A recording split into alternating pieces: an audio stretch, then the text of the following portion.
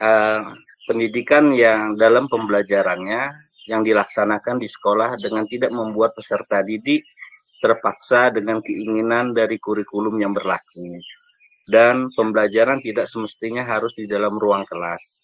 Dan tenaga pendidik pengajarnya pun bisa kita manfaatkan dari masyarakat yang mempunyai keahlian bidang tertentu yang memang bisa menambah wawasan pembelajaran anak-anak selain dari Bapak Ibu guru yang ada di sekolah.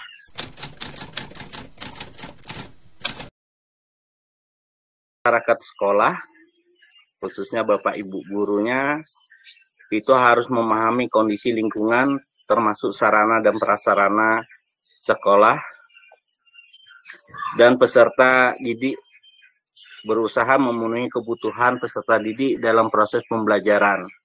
Misalnya lingkungan sekolah yang ada di sekolah kami gunakan untuk tempat belajar anak-anak. Kami membuat kebun sekolah atau kandang kambing, kolam renang, kolam ikan, kolam terpal, itu sebagai media pembelajaran. Nah, itu pun peran serta dari orang tua yang membantu kami dalam membuat fasilitas itu, bergotong royong bersama-sama sehingga proses pembelajaran yang kami lakukan di luar kelas itu bisa kami maksimalkan di lingkungan sekolah sendiri dengan membuat fasilitas yang ada.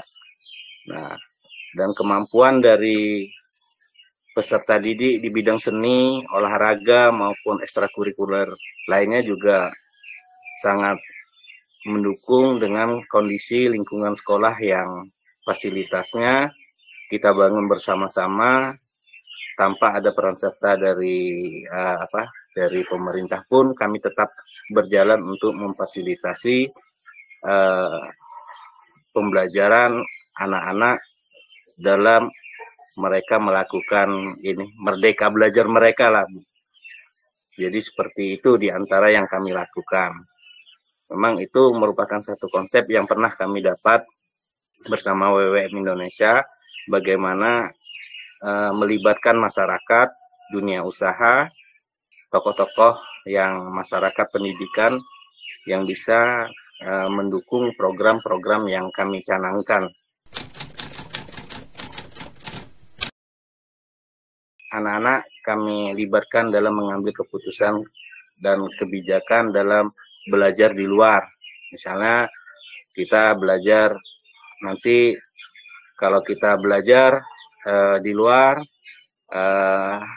mereka setuju atau tidak kalau kita misalnya. Jadi kita memberikan kesempatan mereka untuk menyampaikan pendapat mereka. Jika seandainya dalam proses belajar itu mereka ingin lebih menantang, misalnya Pak, kita di sana di tempat sana ada tempat yang bisa kita untuk belajar, misalnya orang menanam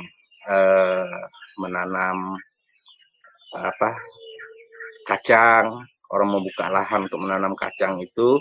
Jadi kita datang sama-sama di sana, melihati kondisinya bagaimana mereka menanam yang memang berhubungan dengan tema pembelajaran yang ada memang di sekolah. Itu diantaranya. Terus merdeka dalam mengambil keputusan kegiatan lomba yang mana mereka menjadi panitianya sendiri.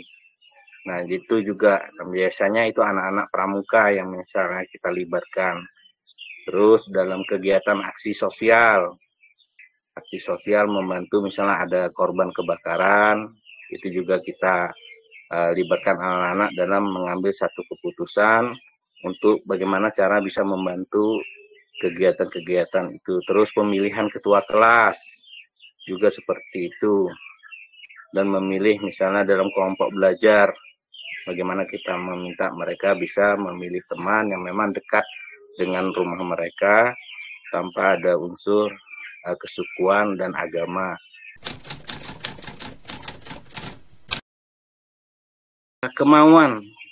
Kemauan dari tenaga pendidik, dari guru sendiri, Ibu.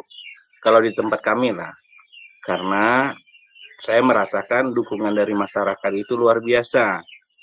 Orang tua, tokoh masyarakat, pihak perusahaan dan sebagainya. Nah, itu sangat mendukung kegiatan-kegiatan yang ada di ini. Ketika kita ingin melakukan sesuatu yang baru, kadang-kadang kendala itu yang kita hadapi itu dari tenaga pendidiknya.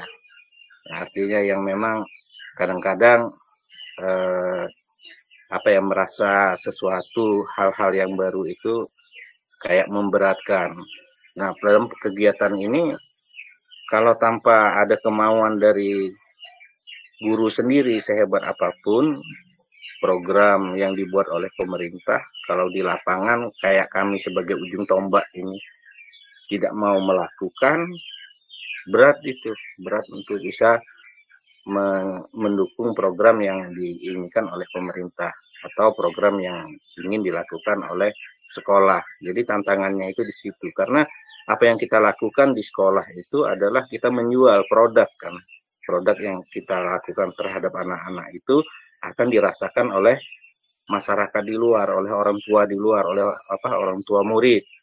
Nah, itu yang menjadi dasar kalau saya menganggap tantangan yang besar itu sebenarnya di tenaga pendidik. Kalau di orang tua, saya kira Bu, hal yang itu kan sama.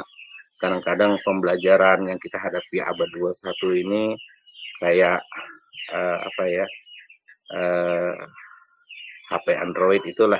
Artinya bukan hal yang ini ya, barang yang inilah yang mewah lah, karena tukang sayur pun HP-nya luar biasa bagus-bagus.